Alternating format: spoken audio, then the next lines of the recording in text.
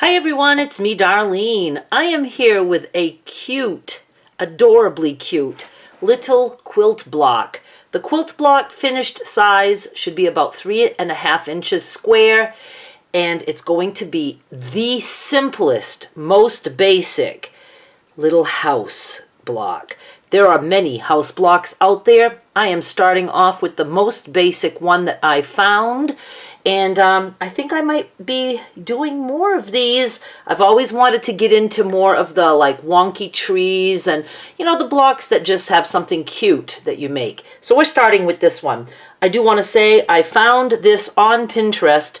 I believe I followed it back to the original person. I'm not sure if that's the original person. It's a PDF file. I used her measurements, so I will link to that down below if you want to go check that out. I couldn't find a website for that PDF file, but that's where I got it. This is all done with like scraps that are 2-inch squares, or I think the biggest you need is a 2 by 3.5. If you don't have scraps, you can cut your yardage into 2-inch strips because you want to make a bunch of these, or whatever, you know, pieces you have that will work. So this is what I'm going to use for the background, but you don't have to cut a strip for that if you already have a gazillion of the 2-inch squares that I sell. You want 3 matching 2-inch squares. That's going to be the background. For the little, you know, for the house, you're going to need a piece that is 2 inches by 2.5. So you can just take your strip that's already 2 inches and cut a 2.5-inch piece. And for the roof, you need 2 by 3.5. Here's the deal. We're going to start by making the little house, the bottom of the house. You need one of these squares. You're going to cut it in half. So it's 1 inch wide by 2 inches tall. And we're going to just sew one on each side of the house piece. Let me zoom in a little bit, like that. Only this way for you. This is what we have. Now we're going to make the roof. You take the roof and we're going to snowball 2 corners. So you take your little background and we're just going to put it right on the roof piece with everything, you know, all the sides matching. Now I'm going to sew from this corner to here. Let me put it so that it's, you know, you are looking at it.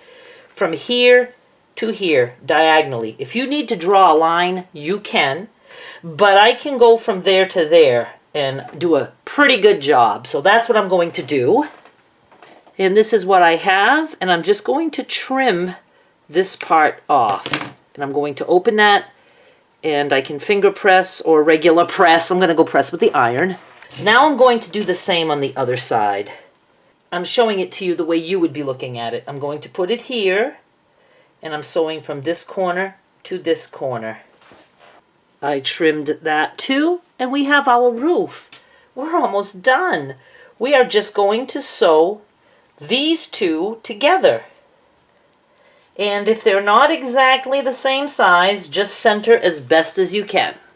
Look at how cute that is. I like that background. It looks like, I don't know, many moons or suns shining on the little house. I told you, it is basic. It's a good way to practice this kind of technique where we're just building little things without using paper. We're not paper piecing. I was able to trim mine to 3.25. You know, I think my seam allowances might have been a little bit too generous, but you know, your results will vary, but as long as you're consistent, they'll all come out the same size. Now, one thing you can do is you could add sashing or a border all the way around using the same background fabric or a whole different fabric. And, you know, that could be scrappy. And these, obviously, you would want to make a whole bunch of these in a variety of different combinations of prints.